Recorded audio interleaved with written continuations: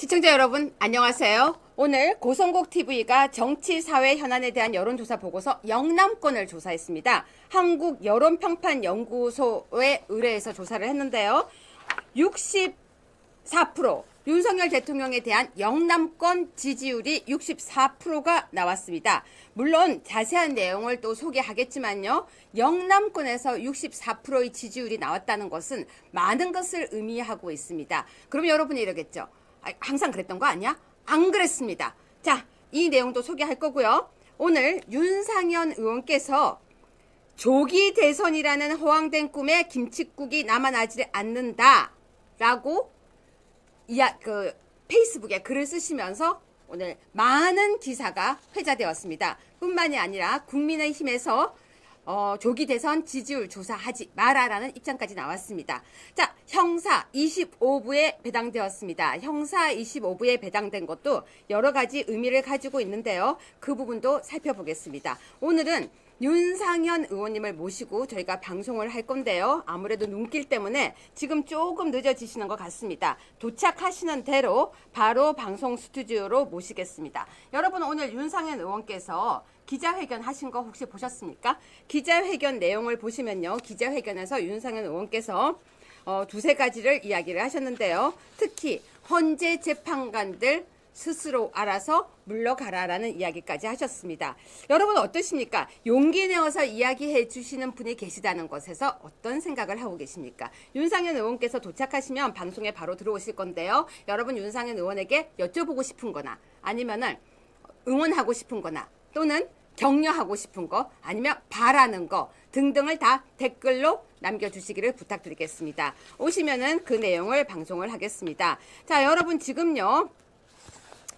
어이가 없는 내용은 내란 국조특위가 김용현 윤석열 대통령 구치소 청문회를 추진한다고 합니다.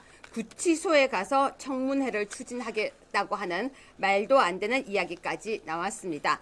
자, 여러분 그러면 고성국TV에서 이야기하는 정치, 사회 현안에 대한 영남권 여론조사 7페이지를 먼저 잠시 보시겠습니다. 7페이지 보시면요. 윤석열 대통령 지지도 이렇게 돼 있는데요. 선생님께서는 현재 윤석열 대통령을 지지하십니까? 지지하지 않으십니까? 자, 이 부분 크게 보여주세요. 그냥 깔끔합니다. 지지하십니까? 지지하지 않으십니까? 라고 했는데요. 매우 지지한다가 53%, 지지하는 편이다가 12%. 아무튼 여기서 지지가 64%. 영남권 지지율이 64%라는 것이 나왔습니다. 자, 그러면 3페이지를 보여드리겠습니다. 모집자는 영남권, 대구, 경북, 부산, 울산, 경남, 거주 만 18살 이상의 남녀. 표본 크기는 1004명. 플러스 마이너스 3.1포인트 95% 신뢰 수준. 뿐만이 아니라 가상번호 유선 이용한 ARS 여론조사. 응답률은 10.1%. 한국여론평판연구소인데요. 조사 기간은 1월 29일부터 1월 30일간 이틀간 조사를 했고요. 이번 조사는 고성국TV가 한국여론평판연구소에 의뢰해서 조사를 했습니다. 이번 조사는 특이한 것은 영남권 조사입니다. 왜냐하면 저희가 영남권에서요. 의외로 윤석열 대통령에 대한 지지율이 생각보다 많이 떨어졌었고 잘 아시겠지만 윤석열 대통령 지지율이 떨어질 때 영남권 지지율이 굉장히 안 좋았었습니다. 그래서 영남권 지지율을 보면서 윤석열 대통령에 대한 어떤 반응이 보이는가 하는 것을 보여주고 있는데요. 7페이지 윤석열 대통령의 지지도가 매우 지지한다 53, 지지하는 편이다 12%입니다. 8페이지 보겠습니다. 정당 지지도는요. 더불어민주당의 23, 22%고 처음 보여주는 건요. 여러분 23이 지난 1월달 거 1월 처음 조사고 그 다음에 국민의힘이 더 오르고 있고 더불어민주당이 더 내리고 있는 것을 볼 수 있습니다. 3번 보실까요? 윤석열 대통령 수사에 대한 입장인데요. 불구속 수사에 대한 입장이 64%입니다. 그 다음에 9페이지 볼까요? 탄핵에 대해서는요. 탄핵을 반대한다가 60%로 올라가고 있습니다. 당연히 차기 대선 투표 정당 후보는 국민의힘 후보를 뽑겠다라고 이야기하고 있습니다. 여러분 윤석열 대통령 지지율이 올라가고 있는 거에 대해서는 여러분이 어떻게 생각하십니까?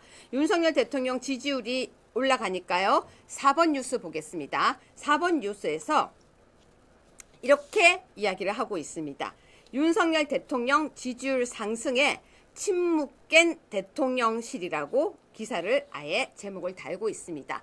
지지율이 상승하고 있으니까요. 대통령실도 아무래도 힘을 가지고 있는 것 같습니다. 여러분 보시니까 어떻습니까? 대통령의 지지율이 올라가는 거에 대해서 여러분은 뭐라고 생각하십니까? 저는 사실은 올라갈 지지율이 올라가고 있다. 그리고 여러분이 보실 때 대통령께서 하고 계신 것에 응원하는 사람들이 굉장히 많다. 이렇게 저는 분석을 하겠습니다. 여러분은 어떠십니까? 대통령 지지율이 올라가고 있는 거. 영남권에서 64%다. 어떻게 보면 영남권 지지율이 그동안 떨어졌던 것이 사실은 창피할지도 모르겠습니다. 여러분 제가 여러분에게요. 되게 황당한 거 하나 보여드리겠습니다. 바로 제가 까만 네모 두 번째 기사인데요. 구속 기소에도 옥중 여론전 윤석열이라는 제목인데요. 여러분 지금 놀라지 마세요. 자 보여드리겠습니다. 그림. 어이가 없습니다. 이게 뭡니까? 나 홀로 감옥에? 여러분 공덕포차라는 데서요. 나 홀로 감옥에 구속 기소에도 옥중 여론전 윤석열이라고 이렇게 조롱을 하고 있습니다. 누구에게나 사람은 인권이 있습니다. 여러분 사람의 인권을 이런 식으로 유린을 하면 저는 안 된다고 생각합니다. 여러분은 보실 때 어떠십니까? 사실은 이런 기사를 쓰는 것이 되게 문제가 이 공덕포차가 뭔지 전 잘 모르겠어요. 제가 본 적이 없어서요. 근데 이런 식으로 기사 쓰는 거 되게 저는 문제가 많다고 생각합니다. 공덕포차라는 프로가 어떤 프로인지는 모르겠지만 지금 대통령을 이렇게 조롱하는 거 대한민국의 국격을 떨어뜨리는 이런 행동들 여러분들은 어떻게 보십니까? 아 도착하셨습니까? 네, 윤석열 대통령이 지금 이런 조롱을 당하고 있는 걸 보면서 여러분은 어떤 생각을 하시는지 모르겠지만요. 네, 윤상현 의원께서 도착하셨으니까 여러분 제가 첫 번째 기사 먼저 보여드리겠습니다. 윤상현 의원께서는요 오늘 페이스북에요. 아주 멋진 글을 하나 올려주셨습니다. 첫 번째 기사를 먼저 띄워주십시오. 조기 대선이라는 허황된 꿈에 김칫국이 남아나질 않는다. 제가 오늘 이 페이스북을 보고요. 너무 멋있어서 긴급하게 저희 스튜디오로 초대했습니다. 여러분 지금 윤상현 의원님께서 스튜디오에 오셨으니까 박수를 좀 쳐주시고요. 아니 여기 박수를 여기서 다 사람들이 박수 화면에 박수 칠 거예요. 여러분 지금 어디서 했으니까 박수를 빨리 보여주세요. 네 안녕하세요. 예. 네, 오늘 기자회견도 잘 봤습니다. 아, 그러셨어요? 네, 기자회견도 잘 봤고 예. 사실은 우리 시청자 여러분들께서 윤상현 의원 덕분에 살고 있다. 아, 윤상현 의원님이 그래도 예. 계셔서 속이 시원하다. 아, 예, 예. 네, 이런데요. 아까부터 댓글이 되게 많았어요. 예. 언제 도착하시느냐 그러고요.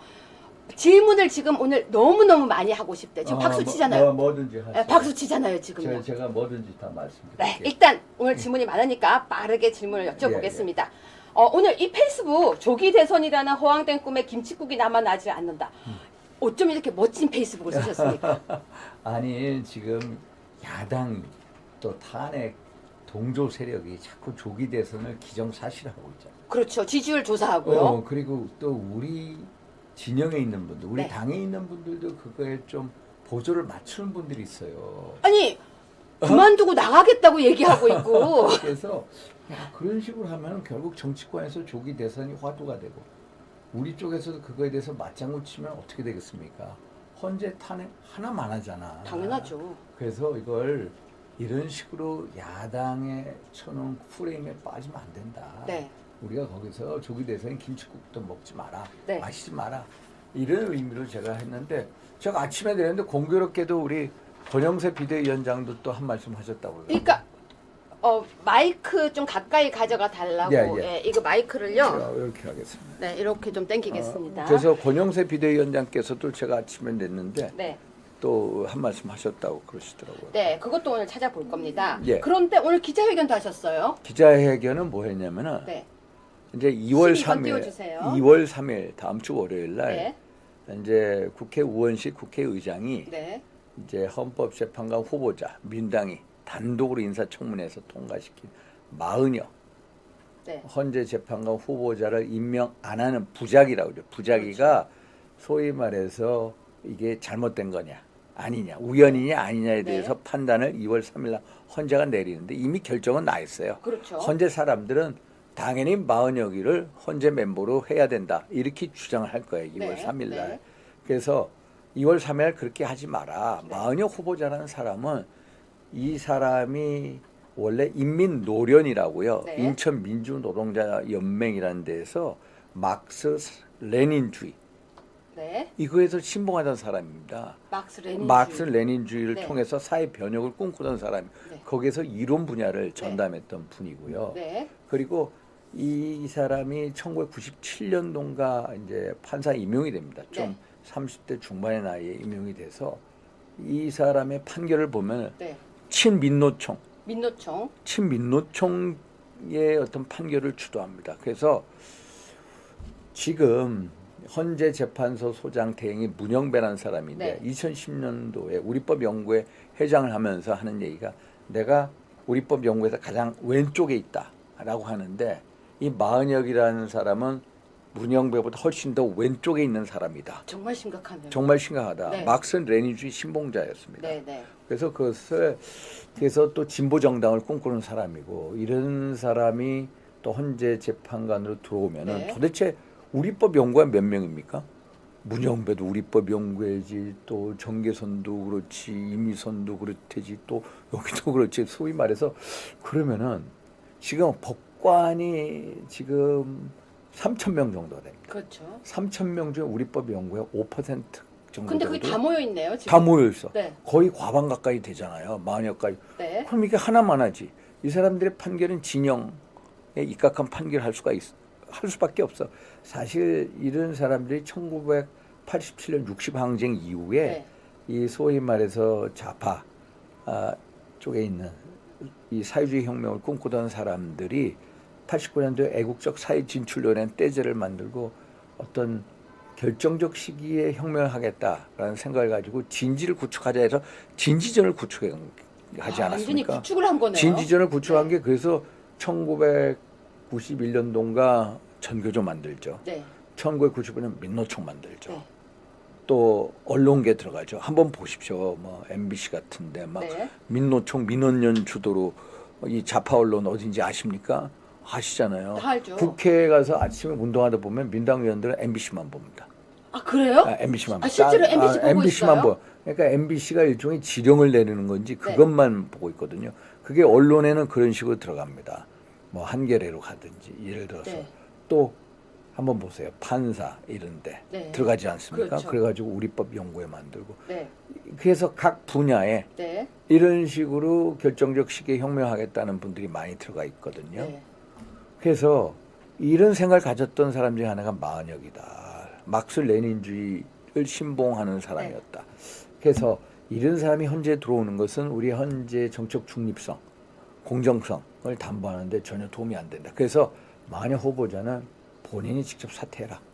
이걸 제가 기자회견을 했습니다. 네, 오늘 기자회견을 하셨는데 지금 많은 사람들이 댓글에 지금 요즘 윤상현 의원님이 계셔서 힘이 납니다. 윤상현 의원님 감사합니다. 그리고 예. 윤상현 의원님께서 오늘 기자회견 하신 거 잘 봤습니다. 지금 그러세요? 계속 댓글이 지금 뜨고 있어요. 예. 그런데 마은혁은 절대 안 됩니다. 마은혁이 안 된다고 목소리 내주셔서 감사합니다. 그런 댓글이 달리는데 자, 시청자 여러분 혹시 질문하고 싶은 거 있으면 써주시면 제가 직접 질문 드리겠습니다. 어떤 질문인지. 어떤 질문이든지 좋다고 저한테 네. 얘기하셨고요. 제가 사실 질문지를 많이 만들어 왔지만 여러분들이 하시는 내용 있으면 바로 여쭤보겠습니다. 자, 그런데요. 지금 이제 제가 차근차근 여쭤보겠지만 이 기도 안 찬 일들이 너무 많아요. 무슨 예. 말이냐면 저쪽에서 마은혁의 그러니까 헌재에 대한 이야기를 하니까 저쪽에서 뭐라고 하냐면요. 윤석열 대통령 동문이잖아. 서울대잖아. 이렇게 얘기를 하고 있잖아요. 그러니까 사실은 말도 안 되는 얘기잖아요. 그런 식으로 나오고 있는데 혹시 이거 보셨습니까? 아까 공덕포차 사진 좀 보여주세요. 예. 네, 지금 보여주세요. 지금요. 기사가 저런 식으로 나옵니다. 어디? 지금 보여드릴게요. 제가 네. 이쪽 화면 보시면 지금 뜰 거예요. 자, 보세요. 이런 건요. 나 홀로 감옥에 이러고 나와요. 이런 거는 국민들은 뭐라고 생각하냐면요. 아, 진짜 국민의힘 의원님들이 저런 거는 좀 나서서 못하게 좀 해주세요라고 지금 계속 얘기가 올라오고 있어요. 네. 그 대통령이 나홀로 감옥에 있는 것은 솔직히 철저한 네. 인권 탄압입니다. 아, 그럼요. 인권 탄압. 네. 왜냐하면은 대통령도 개인적인 방어권이 있어야 되고 네. 또 인권이 보호돼야 됩니다. 네. 근데 공수처는 내란죄에 대한 수사권 기소권이 없습니다. 그렇죠. 근데 영장을 청구하지 않았습니까? 체포 압수수색 영장을 했죠. 체포 영장을 했는데 체포 영장을 청구하는 것 자체가 불법이고 원천 무효고요. 네. 또 발부를 어떻게 합니까? 우리법 연구의 서부지법 판사 누가 합니까? 이순영 부장판사. 그렇죠. 그 다음에 그게 1월 3일자 체포영장이 1월 15일 날 체포영장은 신한미 부장판사가. 그렇죠. 그래가지고 그 다음에 어떻게 해요? 구속영장 또 서부지법의 차은경 부장판사가 하지 않습니까? 서부지법의 완전 좌파 카르텔의 온상 아닙니까? 네. 여기서 이걸 해요. 그래서 그 다음에 한번 보십시오. 검찰에서 공수처 10일 수사하고 검찰이 10일 수사한다. 네. 그때 서울중앙지법에서 어떻게 합니까? 공수처법에 의하면은 몇 조입니까?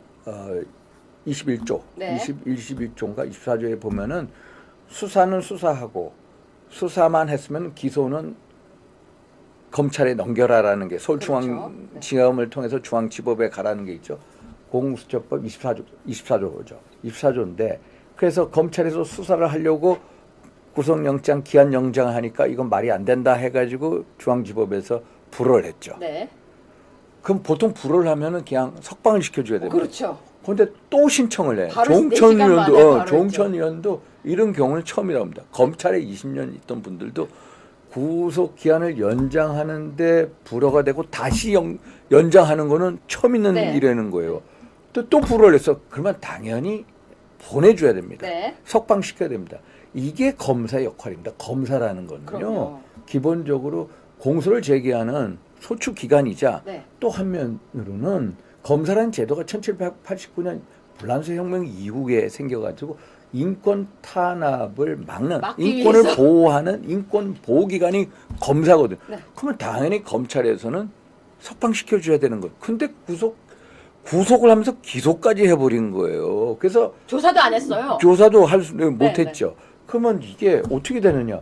심우정 검찰총장 도대체 뭐냐. 너는 공수처가 불법 수사, 불법 구금의 공범이 돼버린 거다. 그렇죠. 너는 그리고 당신을 임명한 사람이 누구야? 윤석열 검찰총. 그러면 기본적인 인간적인 도리상 사퇴가 답이다. 그리고 한번 봐라. 헌법재판소법 51조에 보면은 동일 사건을 가지고 탄핵 심판을 하고 형사소송 두 군데가 진행이 되잖아요. 네. 그러면은 탄핵 심판을 정지할 수가 있어요. 네.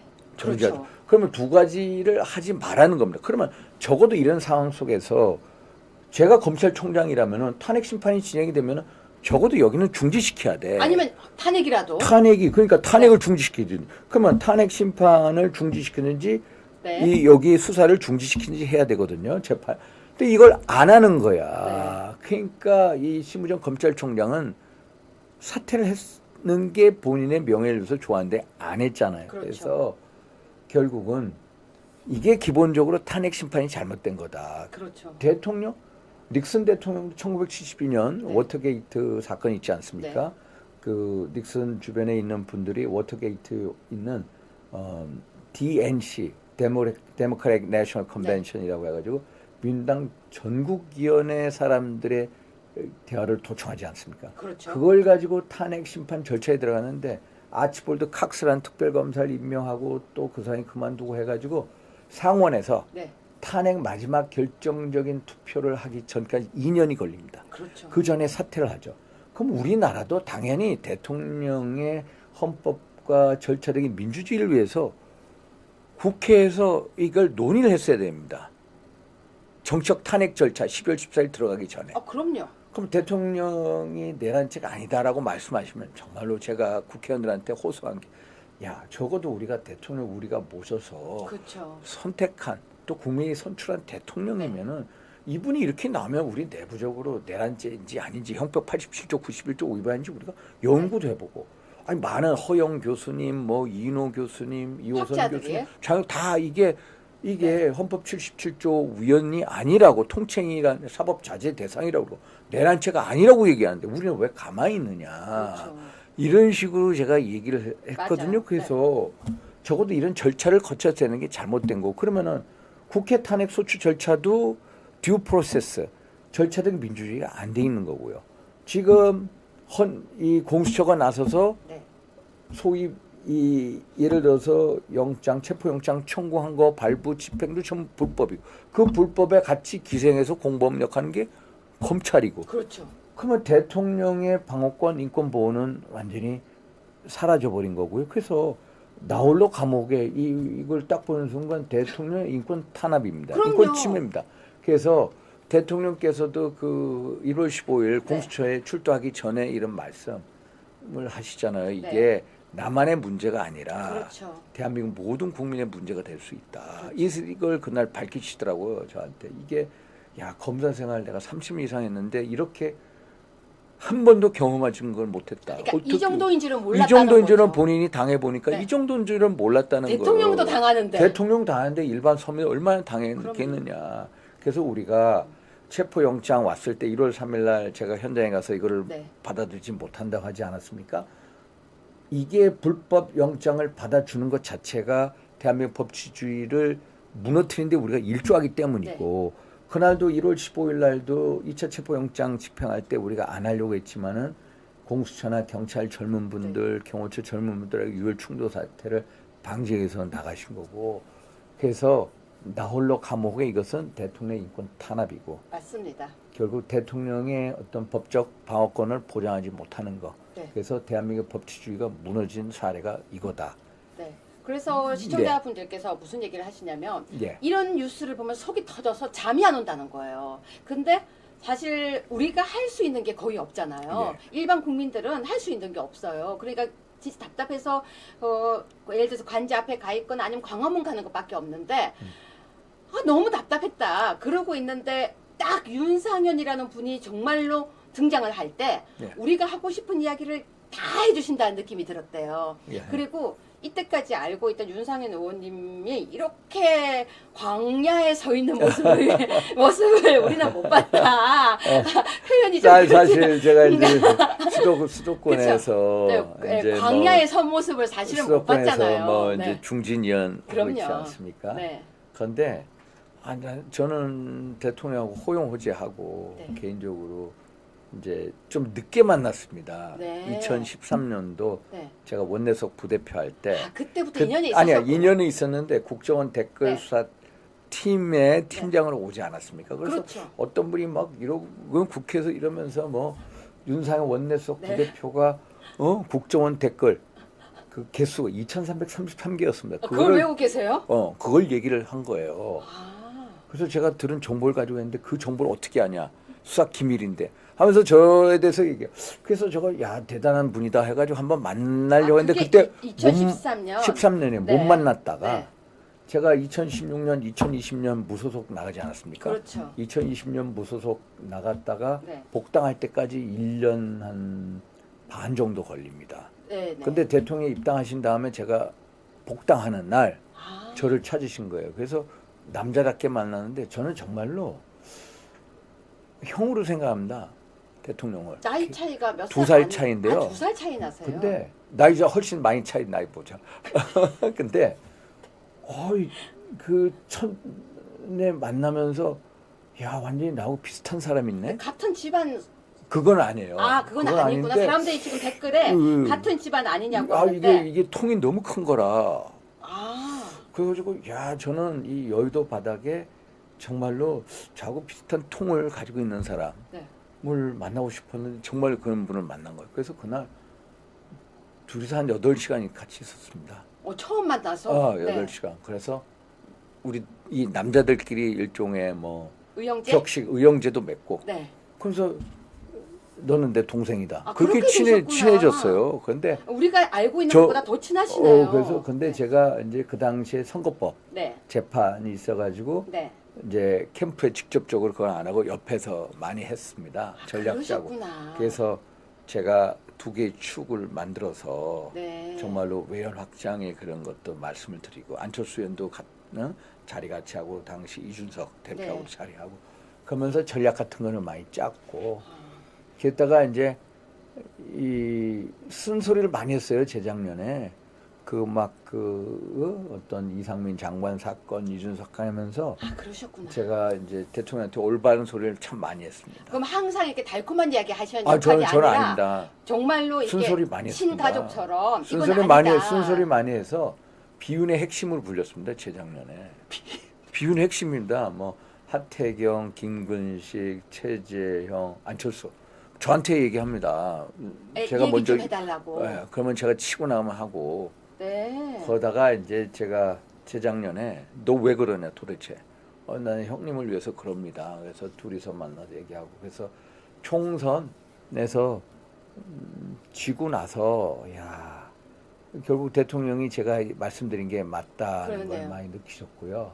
근데 제가 대통령께서 이렇게 됐는데 참 이렇게 보면 너무너무 저는 정치라는 게 정치에 대한 개념 정의를 새롭게 내리고 싶어 하는데 가장 인간적이고 가장 인간성이 곡시하고 인간성에 고소할 때 최고의 정치가 가장 인간적인 게 최고의 정치다라고 하는데 대통령 주변 사람들이 다 떠나가는데 야 나는 인간적으로 최선을 다해서 저분을 도와줘야겠다. 그러니까 우리가 이런 생각. 지금 보면 윤상현 뭐라고 의원님 그래요? 감사합니다 그러는데요. 그러니까 우리가 알고 있던 윤상현 의원님 모습은 조금 이렇게 약간 뭐라 그럴까 좀 잘생기고 샤프하고 그러면서 근데 저는요 네. 지역구에 가면은 완전 밑바닥에 하고 정말로 이 누구든지 격이 없이 사귀고 네. 술잔도 자주 기울이고 대통령하고 호용호제하고 인간적 의리 따지고 더군다나 한번 보세요. 자유민주 체제 수호의 어떤 성전을 하고 있는 거잖아. 지금 그렇죠. 이 지금 법치주의가 네. 무너지고 네. 그러면서 어떤 개인적인 의리, 인간성의 의리에다가 가치의 의리, 자유민주 체제 수호에서 같이 싸울 수밖에 없다. 이런 생각을 가지고 하는 거예요. 아시는지 모르겠지만 윤상현 의원님 지역구에 유명한 소문이 하나가 있습니다. 예. 연결만 되면 다 들어준다. 그러니까 무슨 얘기냐면요. 그 지역구에 뭐 이렇게 부탁을 하거나 아니면 이거 해주세요 하거나 하면은 다 들어주고 달려간다. 예. 그리고 무슨 일이든 얘기하면 달려온다. 특히 왜 윤상현이 무소속으로 당선되는지를 그 지역 사람들은 다 안다. 이런 얘기를 해요. 그래서 부탁을 할 수만 있으면 부탁을 하면 그렇다고 이상한 부탁 아니에요. 여러분 혹시 오해하지 마시고요. 그리고 의리의 왜 소문이 그거잖아요. 의리의 윤상현 그랬잖아요. 예. 그런데 사람들이 직접 우리가 겪어보지 않았으니까 뭐 의리가 무슨 의리냐 했는데 이번에 그 추운 날 관제 앞에도 계시고 그리고 집회에도 계속 나오시고 사실 매일 나와 계시고 매일 나왔는데요. 관제 앞에서 정말 추울 때 계속 그 잠바 입고 이렇게 바람 불고 눈 이렇게 오는데 이렇게 있는 장면이 많이 찍혔어요. 제가 야 밤샘을 하는 분들을 본 거예요. 그러니까 그거를 사람들이 보고 그 밤샘 하신 분들이 뭐라고 하냐면요 저한테 윤상현 의원이 새벽에도 오시고 또 오시고 그래서 그분을 출연시켜 달라고 다들 애원해요. 그래서 밤늦게 제가 가가지고 뭐 9시 반 10시부터 새벽 1시 반까지 돌아다녀요. 그리고 또 아침에 출근하기 전에 5시 반 6시에 와요. 또 돌아. 그러니까 사람들이 자꾸 윤상현 의원을 봤다고 질문이 나오는 거예요. 그래가지고 이제 요새는 막 유튜브가 많으니까 제가 쫙 돌아요. 그리고 마이크도 잡고 그렇죠. 그다 또 찍혀 얘기도 있고, 하고 네. 그걸 또 이 대통령 모시는 분들이 그걸 다 봐요. 그래서 대통령께도 보고를 드리고 네. 그러면서 이제 야 너 그거 맨날 거기 가가지고 그거 하냐고. 그러면서 예. 이재명이요. 이번 뉴스인데요. 국민의힘 너무 극우화돼 걱정이다. 정신 되찾아라 그래요. 이거를요 네. 극우가 아니라 그렇죠. 자유민 체제 수호를 하고 있는 거예요. 그 자꾸 극우라고 하는데요. 극우라는 프레임을 씌우는데 네. 우리는요 네. 극자라는 프레임을 잘 안 씌우잖아. 우리는 극자라고도 아니고 좌파라고도 잘 안 불러요. 안 부르죠. 그러니까 이게 문제는 쟤네들은 자꾸 극우 하죠. 네. 그런데 우리 진영에 있는 분들, 당에 있는 분들이 자꾸 민당의 프레임에 빠지면 안 돼요. 당연하죠. 그러니까 그게 안타까운 거. 지난 제가 네. 1월 19일 날 오전에 아침에 이제 미국을 가는데 네. 그 이제 트럼프 대통령 다녀오셨죠? 그런데 네. 1월 18일 날 네. 그 1월 19일 날 오전 3시에 네. 서부지법 그래요. 그거 말씀해 그거 주세요. 얘기를 네. 하잖아. 꼭 해주세요. 예.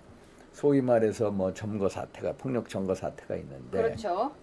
제가 그날 1월 18일 날 부산에 가가지고 네. 집회를 갔어요. 탄핵 반대 집회. 부산 집회에 부산 가셨구나. 집회 한 10,000명 모여가지고 네. 제가 얘기를 하고 비행기 타고 올라와서 저희 사무실에서 인터뷰를 했어요. 네. 저녁에. 네. 한 8시 정도 가까이 끝났. 네. 그래가지고 다시 현장에 갔어. 현장에. 네. 서부지법 앞에. 네. 서부지법 앞에 가지고 쫙 돌았어. 네. 그 다음에 이제 저한테 그런 거 17명이 연행이 됐다는 거예요. 그래가지고 마포경찰서에 가가지고 했더니 마포경찰서 소장한테 그러니까 안 받아. 메시지 남긴. 그래서 거기 있는 엄마, 누나가 내 아들이 내 동생이 저희가 했던 윤현이가 알아봐달라 막 울면서 그래. 그래가지고 제 나름대로 알아봤어요. 그렇죠. 그래가지고 그것을 제가 그 앞에 있는 유튜버한테 9시 한 40분 정도에 얘기를 했어. 17명 중에 남자는 14명, 네. 여자는 3분이다. 그래서 조사를 한 다음에 석방할 거다. 이렇게 해서 그래서 그걸 얘기를 해줬어. 그리고 제가 9시 50분 전에 떠났어. 네. 그래서 제 전화번호를 다 주니까 나한테 궁금한 분들이 전화해. 그래서 내가 문자로 이렇게 답을 해줬어. 11시 전까지 그 정도 해줬을 거야. 그리고 왔는데 아침에 공항 가는데 이제 뭐 그쪽에서 이제 3시 정도에 영장이 떨어지고 거기에 이제 뭐 폭력 청구하고 났는데 이게 민당은 얼마나 선전선동을 잘합니까? 그분하고 선동을 하는 거하고 똑같이 뭐라고 윤상현이가 거기서 선전선동했다. 그러니까요. 이걸로 몰아가잖아요. 그런데 참 안타까운 거는 뭐냐면 우파 유튜브 이런 데서는 그걸 시간대별로 제가 한 거를 다 해서 얘기를 해줘. 그런데 예를 들어서 CBS 같은데 한번 보십시오. 근데 가서 이걸 하면은 민당의 그 선전선동 해가지고 기사가 다 나오잖아. 노컷이고 네. 나오고 그러면은 그걸 읽고 우리 국회의원들이 가가지고 뭐라고 얘기하냐면은 법원 난동을 비호한 사람을 징계해야 된다. 아니 이렇게 얘기해. 내가 그걸 보고 맞아요. 그걸 저도 봤어요. 그걸 보고서 네. 야, 참 이렇게 동료에 대해서 관심도 없고 민당의 프레임에 빠져서 허덕일까 이 생각 너무너무 안타까운 거예요. 그러면서 어떤 사람은 꼭 윤상현의 발언이 어떤 선전선동에 했다는 민당의 프레임에서 발언을 좀 자제시켜야 된다. 이게 중도 외연을 확정해서 나는 이거를 보고 놀랐어요. 근데 이게 고발 우리 당의 당하셨어요? 저는 고발이요. 그 민당발 검찰 고발 몇 건 있고요. 네, 몇 건요? 몇 이번에 건 그 몇 건을 당하신 거예요? 또 징계안, 맞아요. 제명안, 그것도 여쭤보려고 했는데. 윤리 아, 잠깐만. 징계안에, 제명안에, 윤리 그리고 검찰 고발도 당하셨고. 고발 뭐 이런 게 있는데 네. 그거를 본인이 제가 미국 가서 페이스북에 올린 거를 보면 다 알거든요. 네. 그거조차도 동료에 대한 관심이 없어요. 그건 안 보고 그러면 안 뉴스를 보고 보는 거야. 민주당의 그 프레임에 짜진 뉴스만 보고 하는 거야. 그래서 정말 심각한 집단이 우리 국회의원들이에요. 그래서 제가 작년 6월에 네. 전당대회에 나갔을 때 이런 말씀을 올리죠. 당원혁명이 필요하고 시민혁명이 필요합니다. 저는 우리 당같이 어떤 분노와 슬픔 없이 살아가는 이 집단의 행태를 보이는 곳이 거의 없습니다. 러시아의 대문호 니콜라이 네크라소프는 조국에 대한 분노와 슬픔 없이 살아가는 것은 조국을 사랑하지 않는 것이다. 저는 당에 대해서 엄청난 분노를 가지고 있어요. 저는요 참담합니다. 그래서 당에 대한 분노와 슬픔 없이 살아가는 것은 당을 사랑하지 않는 거다. 당원혁명, 시민혁명이 필요한 거고 그러면은 정말로 당원 주도의 당원 의지의 정당이 된 당원이 진짜 공천하고 당원이 당협에 비사실이 있으면은 당 대표한테 몰래 신문고치에서 알리고 당원들이 20, 30%가 예를 들어서 불신하면 당협위원장을 날릴 수 있고 당연하죠. 이런 식의 이 당원 혁명이 이루어지지 않는 한 우리 당의 이 미래 모습에 대해서 대단히 참 어렵다라는 생각을 가지고 있어요. 그래서 당원혁명이 필요한 거예요. 시민혁명이 필요하고. 그러셨구나. 그래서 어떤 민당의 프레임에 쌓여서 허덕여. 민주당에서 이야기하면 거기에 그거를 끌려서 다 끌려가지고 거기에. 그래서 왜 그러냐. 그거 아니에요. 아니, 저는 그거- 오히려 자유민주주의 체제 수호를 위해서 가장 앞서서 싸워주는 분들이요. 그러면 20, 30대 나온 분들이 전부 다 그겁니까? 안 그래요? 젊은 아니죠, 분들이? 완전히. 그래서 이런 어떤 민당발 프레임에 선전선동에 속아서는 안 된다. 저희 예를 들어서 인천에 막 그 윤상현 뭐 내란 선전선동 뭐 체포해라 뭐 지금 막 플래카드 플래카드가 엄청 플래카드 맞아요. 붙었더라고요. 국회 앞에도 붙어 있어. 저는 그래 한번 제명해라 이겁니다. 저 윤상현 제명해라. 나는 민당의 인권 탄압, 인민 독재, 의회 독재 한 증거 사례로서 내가 자유민주주의 재단에 올리겠다. 나 제명해라. 이런 입장이거든요. 기사 봤어요. 제명하려면 하라. 제명하라. 당당하게. 그러면은 예를 들어서 이런 식으로 논리라면은 지난 12월 말경, 20일경에 네. 보면요. 트랙터를 가지고 전농이라고 있지 저기 않습니까? 남태령을 그 2019년도에 4천만 원 주고 산 북한에 주겠다고 한 그 트랙터거든요. 한 네, 번도 네. 쓰지 않은 거. 그게 왜 있죠? 그걸 전농해서 네. 그걸 한 대당 4천만 원씩 한 3, 40대 뭐 정도 현금 주고 구입했습니다. 샀다 어쩌고 현금 나왔다는 주고 그 기사 샀죠. 그래서 그렇죠. 북한에 주려다가 대북 제재에 걸리죠. 군사용으로 쓸 수 네. 있으니까. 그런데 이거를 그때 어떻게 합니까? 그걸 경찰이 막죠. 그렇죠. 근데 민당 국회의원들이 그걸 뚫어달라고 하죠. 그렇죠. 그래서 이호영 경찰청장 대행이 뚫어주죠. 근데 그 사람들이 와가지고 경찰한테 폭행하고 트랙터를 가지고 막 경찰 버스를 전복시켜 하지 않습니까? 네. 폭력 사태로 네. 가죠. 그럼 이 사람들도 제명해야지. 근데 거기에 대해서 말이 없잖아요. 말이 없죠. 그래서 야 같이 제명하자. 참 이게 웃으면 안 되는데 같이 제명하자 하니까 같이 제명하자. 저쪽에서 할 말이 없을 것 같아요. 같이 제명하자. 자, 그런데요. 아까 말씀하셨잖아요. 조기 대선 김칫국 마시지 말아라고 하셨잖아요. 이제 김칫국 마시지 말아도 아니고요. 뭐라고 표현하셨냐면 정확하게요. 김칫국이 남아나질 않는다. 왜냐면 너무 많이 마셔서 네. 남아나질 않는다. 되게 해학적인 표현이어서 제가 재밌어서 그대로 문구를 땄는데요. 박지원이 나서가지고요. 한동훈을 초짜지만 대선 후보 될 수도 있다. 또 이런 얘기를 하는 거예요. 그런데 혹시 보셨습니까? 저희 서초구에도요.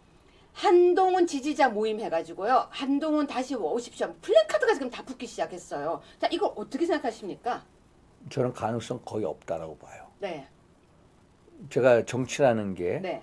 가장 인간적일 때 최고의 정치가 있다. 네. 이해관계를 뛰어넘어서 네. 가장 인간성에 곡진하고 인간성에 호소할 때 최고의 정치가 있는데 불행하게도 한동훈 대표는 윤석열 대통령이 탄핵당하고 네. 또 구속되게 된 최고의 장본인입니다. 네. 그건 무시할 수 없는 이유고 현실이에요. 그러면은 정서상으로 받아들일 수가 없어요. 우리 당에서. 안 되는 거예요. 저는 그래서 저는 솔직하게 대통령하고 한동훈 대표 사이에서도 중재하려고 노력을 많이 했어요. 아, 노력하셨구나. 노력을 많이 했어요. 제가 이제 말씀 못 드리는데 네. 그래서 한동훈 대표한테도 대통령한테 그렇게 하지 마라. 내가 널 위해서 다. 그 얘기도 하셨구나. 그러면 네. 또 대통령께도 안고 가라. 안고 가자. 네. 가운데서 그런 얘기를 많이 했어요. 사실 이제 그 전당대회가 7월 23일 날 끝나고 7월 24일 날 한동훈 대표 뭐 우리 또 이제 당 지도부 대통령 비서실에서 네. 대통령 식사할 때 네. 제가 이제 분위기도 만들어 달라고 해가지고 대통령하고 그러셨구나. 한동훈 대표하고도 이제 콜라하고 뭐 네. 소잔하고 이제 러브샷도 하고 그때 제가 했어요. 형님 잘 모시겠습니다. 해라. 형님 잘 모시겠습니다. 해라. 했어요? 했고 네. 그 다음날 한동훈 대표하고 저하고 또 만나서 대통령 잘 모시자. 그거 하자 해서 일단 자기가 잘 하겠다 해서 곧 그런 만나 말도 뵙기도 했군요. 곧 만나 뵙기로 했습니다. 네. 네. 뭐 이런 식으로 얘기해요. 만나 뵙겠다라고 했어요. 그래서 네. 만나 뵙고 처음에 잘 갔어요. 그래서 나는 참 안타까운 게 뭐냐면 한동훈 대표 주변 분들이 계속 야당보다도 더 대통령을 공격하지 않습니까?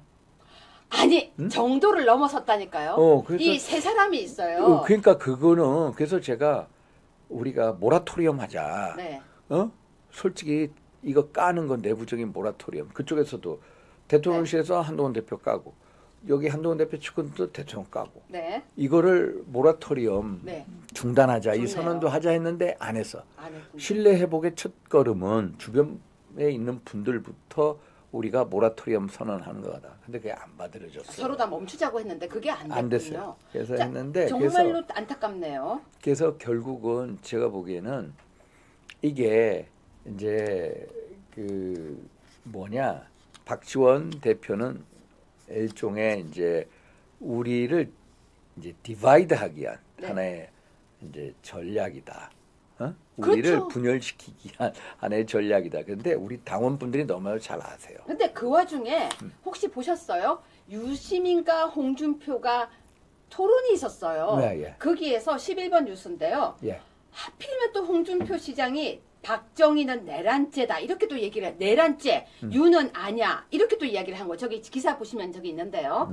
그래서 저 기사가 또 문제가 되면서 바로 아까 말씀하셨지만 조기 대선 김칫국 마시지 말라고 하셨지만 아 이거 서울에 집을 얻겠다는 동 그 얘기를 하지 않았습니까? 그래서 아까 댓글에서 윤상현 의원님께 물어봐 주세요 하고 지금 댓글이 떴어요. 지금 저 부분은 어떻게 생각하십니까? 일단 형법상 87조에 보면 내란이라는 것에 대해 형의가 나와 있어요. 네.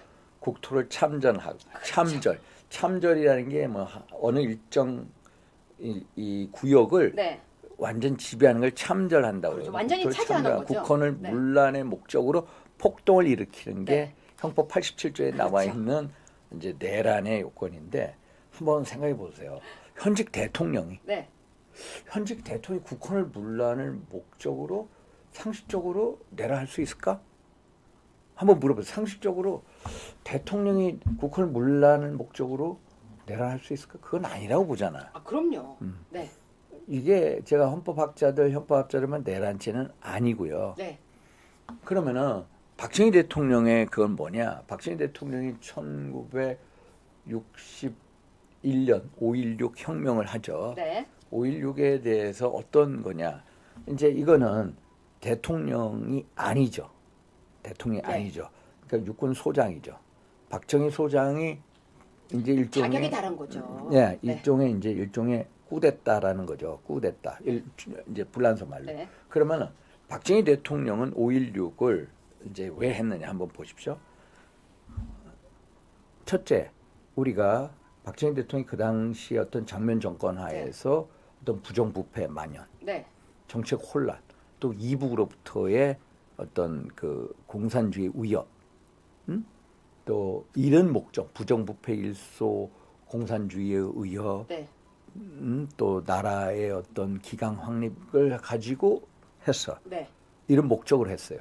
그래서 어떻게 보면 혁명적인 문제의식을 가진 게 맞아요. 네. 그리고 박정희 대통령의 5.16을 통해서 어떤 대한민국이 경제 변혁을 가져온 것도 맞아. 그렇죠. 우리가 일본보다도 경제 발전 속도가 2배 가까이 빨랐어요. 네. 유럽보다는 아마 5배, 6배 빨랐을 거예요. 그래서 경제 변혁을 가져온 것도 맞아.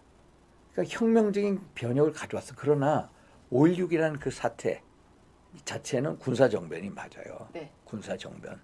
그러니까 군사정변으로 모든 교과서에 나와 있고 네. 그런 면에 있어서 이제 이 홍준표 네. 그 시장께서 내란죄라고 얘기한 거라고 봐요. 그래서 그러니까 사람들이 왜 저런 이야기를 그러니까 하십니까? 그거를 일종의 군사 정변인데 이제 본인이 어떤 이제 유식함 이런 거 네.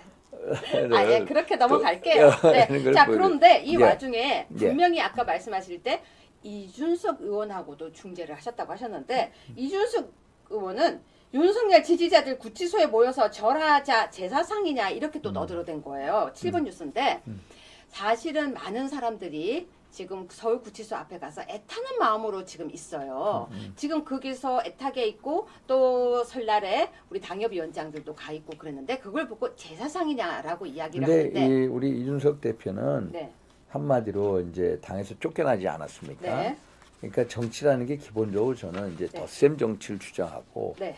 그 속에서 이준석, 안철수 이제 이 양대축을 가지고 윤석열 대통령이 네. 집권을 하지 않았습니까? 그렇죠. 그런데 어떻게 보면 양대축이 결국 무너져 있는 상태가 됐죠. 네. 안철수하고 이준석 관계에서. 그래서 이준석 대표가 이제 탈당을 했고 했습니다마는 이준석 대표는 이제 우리가 얘기하는 이런 큰 테두리에서를 이해를 못할 거예요. 기본적으로 이준석 대표는 윤석열 대통령 관계에서 본인은 네. 자기 나름대로 피해를 많이 봤다라고 하는 사람이기 때문에 네. 그래서 어떤 윤핵관들에 의해서 축출되지 않았습니까? 네. 그래서 어떤 기본적인 감정이 좋을 수가 없어요. 그래서 입을 좀 그래서 다물어 주시면 하는 댓글이 되게 많아요. 그래서 이제 저는 네. 이런 생각이 들어요. 정치는 가슴이거든. 가슴. 머리로 하느냐 가슴으로 하느냐. 그러면 이제 제가 되게 싫어했던 사람이라고 할지라도 그 사람이 공경에 처했어. 그럼 그 사람에 대해서 어떤 인간적인 연민을 가져보고 따뜻함을 가져보는 게 네. 오히려 정치적으로 필요하지 않을까. 그러니까, 저는 그러니까 이런 게 네. 있었으면 하는 그게 어떤 우리 정치권에 필요하지 않을까 이런 생각을 해요. 그러니까 영원한 적도 영원한 정말 아군도 없다라고 하는 말이 어쩌면은 그 사람이 되게 어려움에 처하면 도와줘야 되고 구해줘야 되고 또 그게 결국은 의리라는 단어로 갈 수도 저는 있겠네요. 예전에 이런 경우가 있어요. 네. 제가 박근혜 정부 때 그 2013년도 14년도였는데 이석기 통진당 사건 있지 않습니까? 이석기가 결국 통진당 만들고 소위 말해서 뭐 습격하는 거 네. 이런 거 뭐 경찰서 뭐 네. 예를 들어서 뭐 무슨 한전에 무슨 뭐 어떤 지국 뭐 이런 여러 가지 얘기가 나오지 않았습니까? 네. 그리고 그 이석기가 마지막 그 체포되기 전에 그 국회에서 이제 5분 발언을 합니다. 네. 또 그 주변에 김재현 의원 등등이 네. 지나갈 때 보면은 수라고 칭호를 하고 딱 목례를 하고 갑니다. 90. 아, 네? 그랬구나. 네. 근데 저는 제가 그 당시 느꼈던 게 뭐냐면 제가 주동해서 국회에서 원내 수석부대표에서 그 사람을 집어넣는데 일등 공신이거든요. 아, 그러셨어요? 제가 그거를 그 당시에? 집어넣고 네. 체포영장을 집행하게끔 했고 근데 그때 김진태 의원이 국회 본회의장에서 이렇게 발언하면서 나는 저런 사람하고는 악수도 하기 싫다. 악수해서도 안 된다.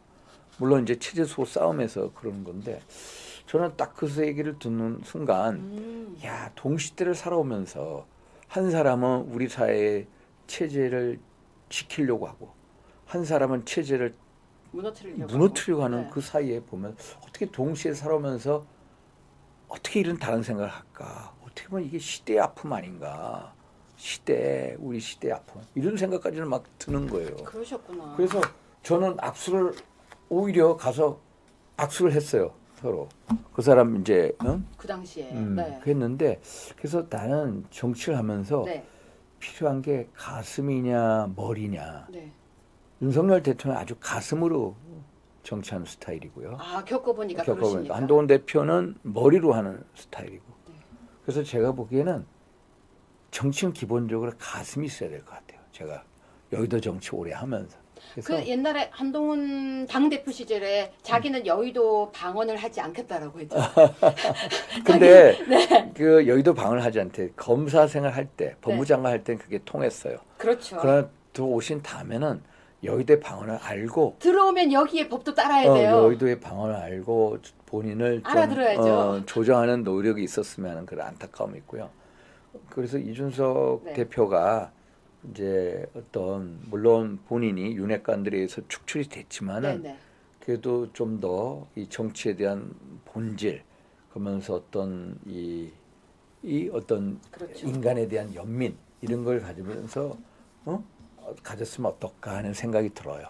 맞습니다. 지금요, 사실은 아시겠지만, 그러니까 광장에 많이 나오시니까 이제 잘 아시잖아요. 국민의힘 당원들이 지금 열불이 터져요. 왜냐하면 왜 국민의힘에 저런 사람들이 있나요? 그 대표적인 사람 중에 한 사람이 김근식, 김종혁 이런 사람들이에요.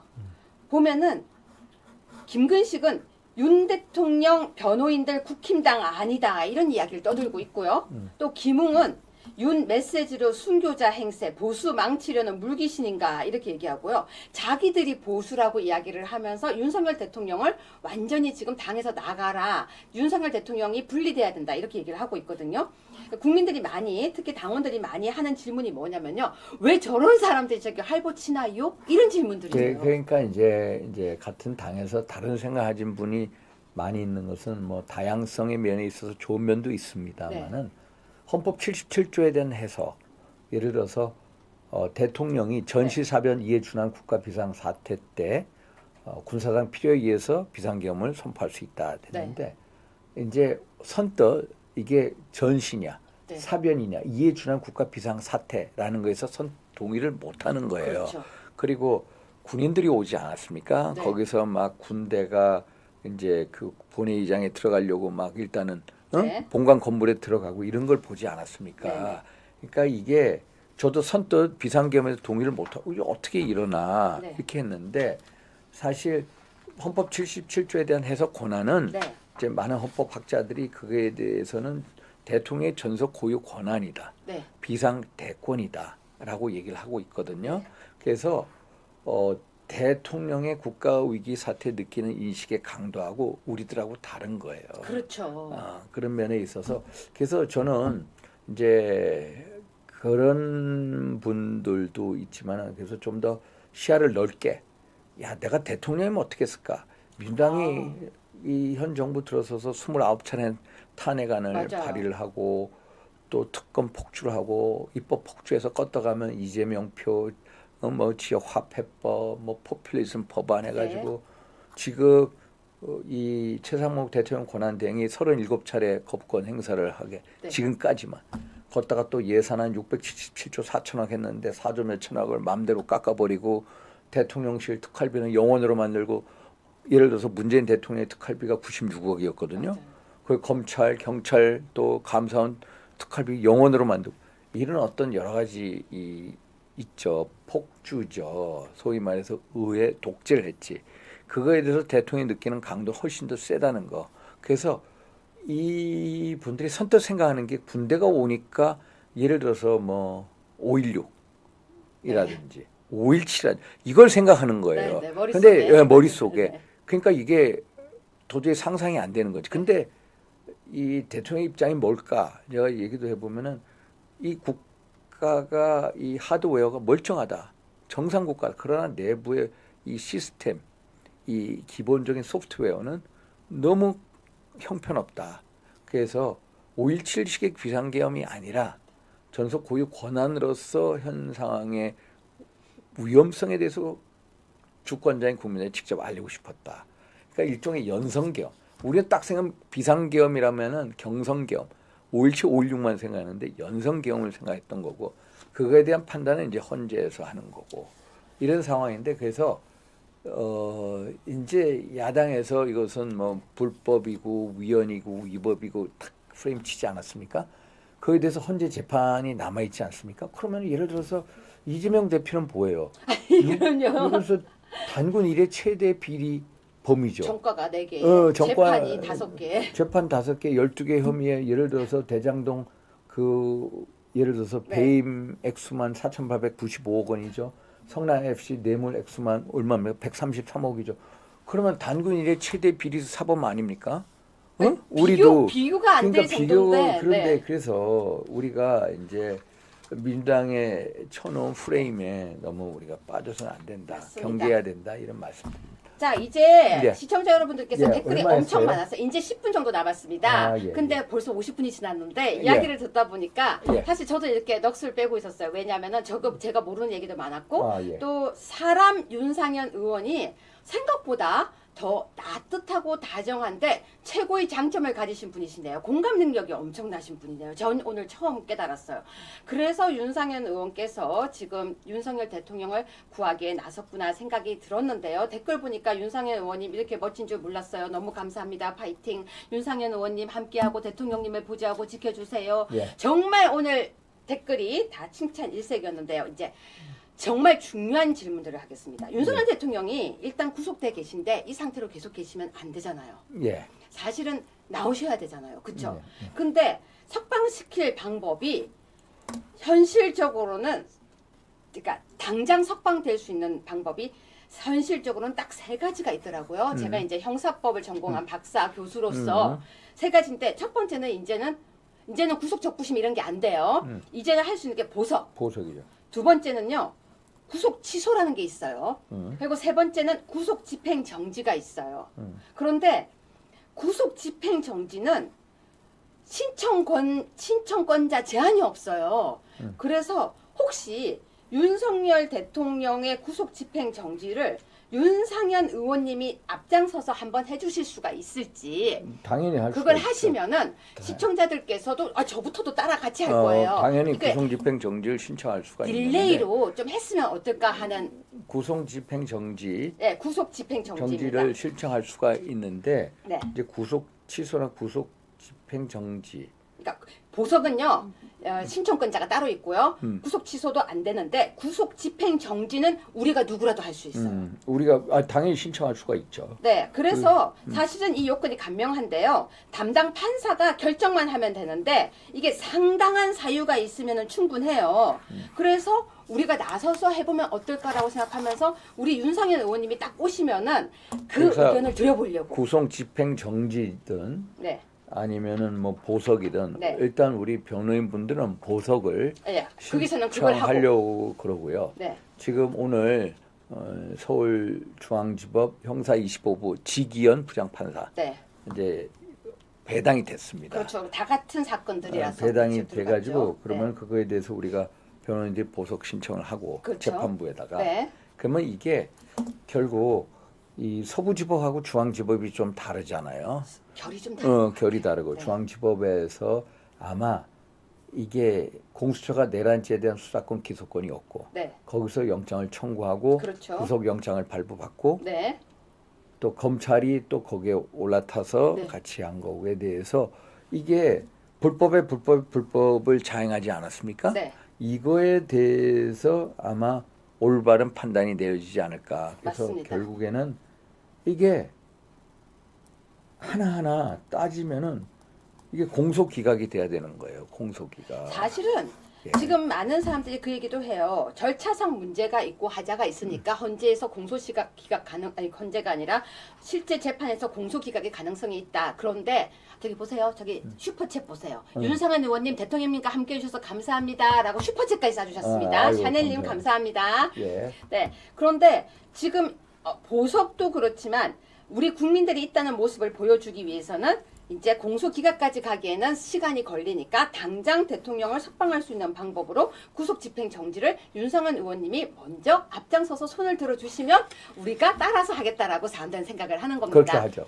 그러면 하시는 겁니까? 예. 네. 우리 유해 앵커님은 둘이서 하자고. 같이 합시다. 좋아요. 제가 그래서 여러분들 앞에서 제가 약속을 드렸습니다. 윤상현 의원님께서 저랑 같이 하자고 했으니까 제가 하겠습니다. 왜냐면요. 하겠죠. 저는 이렇게 생각합니다. 옛날에 박근혜 대통령 때 제가 형집행 정지도 했지만 이 구속 집행 정지라는 것을 한다는 것은 국민이 있어요. 우리가 대통령을 그렇죠. 지지합니다라는 그걸 보여주는 거잖아요. 그렇죠. 그러니까 저랑 같이 그럼 끝나고 좋습니다. 바로 여러분 제가 약속 지키겠습니다. 자 그러면요 윤상현 의원님 이제 저희가 긴 시간을 얘기했는데 우리 시청자 여러분들께 하시고 싶은 말씀을 편안하게 왜 이렇게 했는지 또 우리 국민들이 지금 인기가 최고예요. 다들 같이 하겠대요. 그러니까 그래요. 말씀을 해주세요. 참 우리 아트 제 TV의 그 애청자죠, 구독자 네, 여러분께 완전히 감사드리고요. 애청자죠. 우리 예. 유해 앵커님 네. 끝까지 사랑 많이 해주시고 정말로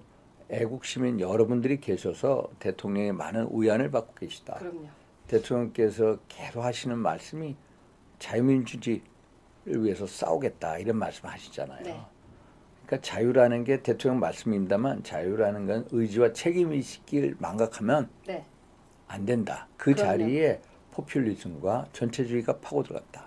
네. 그럼 자유를 빼앗긴다. 그래서 네. 자유를 지키기 위해서는 책임의식을 가지고 나가야 된다. 투쟁해야 된다. 이런 말씀을 드리는데 이게 대통령 탄핵과 구속 사태의 진짜 본질은 자유민주주의 체제 수호의 체제 싸움을 하고 있다. 네. 그래서 그 체제를 붕괴시키고자 하는 게 첫째 좌파 사법 카르텔이고 부정 부패 선관위 카르텔이고 셋째가 종북 주사파 카르텔이다. 네. 그래서 이것은 내가 중도냐 보수냐 진보냐 이런 어떤 정치의 어떤 이 편향성을 네. 넘어서서 자유민주주의 체제 수호에 성전을 하는 거다.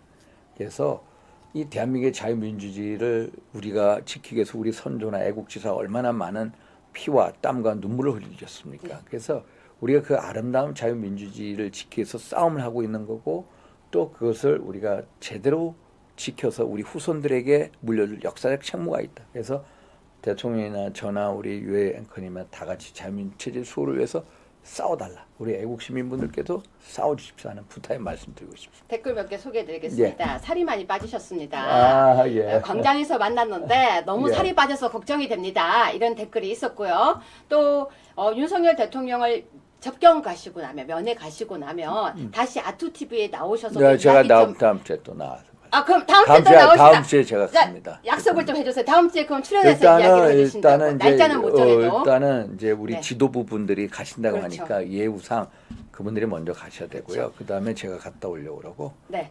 갔다 오시고 나면 출연해 주실 거죠? 한번 또 말씀드릴게요. 네, 지금 제가 왜 그러냐면요. 국민들이 되게 대통령의 소식을 듣고 싶은데, 예. 언론이 좀 너무 많이 왜곡돼 있으니까 직접 듣고 싶은 거예요. 그게 나오시니까 지금 너무 좋은 거. 슈퍼챗 또 들어왔습니다. 또 들어왔어요? 네, 또 들어왔어요. 저 예쁜이님이 너무 감사하게 또 해주셨고요. 또 저기 아까 댓글에 보니까 윤상현 의원님이 계셔서 너무 든든합니다. 이렇게 댓글이 올라왔었습니다. 네, 윤 의원님은 당신은 체제수호의 지도자입니다. 이렇게 지금 와 정말 지금 뭐라고 지금 댓글이 하나 있었냐면요. 다른 기자들 질문에는 대답하지 말래요. 네, 시청자 여러분 오늘 윤상현 의원님과 함께 1시간을 보냈는데요. 1시간이 훌쩍 지났습니다. 금방 지나갔네요. 네, 사실은 제가 옆에서 뵈면서 좀 안타까웠어요. 왜냐면 좀 기공자 같은 이미지인데 아니 저도 광야에 서봤지만 광야가 추워요. 추워요. 그 추워가지고요. 여러분 동영상 보면요. 윤상현 의원님 뭐 하시냐면 이러다가 갑자기 이것도 하시거든요. 제가 영상 다 봤는데 아무튼 여러분 그래도 나와주셨으니까 박수를 이렇게 하면은 또 보실 거거든요. 박수 좀 쳐주시고요. 다음 주에 그 대통령을 면회하시고 나면 또 제가 어렵게 또 다시 모시는 걸 약속하고요. 또 이거 방송 끝나고 나면 구속 집행 정지를 의원님과 함께 준비해서 저와 의원님이 함께 넣고 그 다음에 여러분도 하실 수 있는 기회를 제가 드리겠습니다. 여러분 윤상현 의원님께 박수 보내주세요. 윤상현 의원님 저도 같이 함께 하겠습니다. 감사합니다. 너무 감사드립니다. 감사합니다. 여러분 화이팅 해주세요. 화이팅, 윤상현 화이팅. 의원님께. 화이팅. 네 감사합니다. 저기 보세요. 댓글 보세요. 다 박수 치죠. 네. 네. 감사합니다. 네.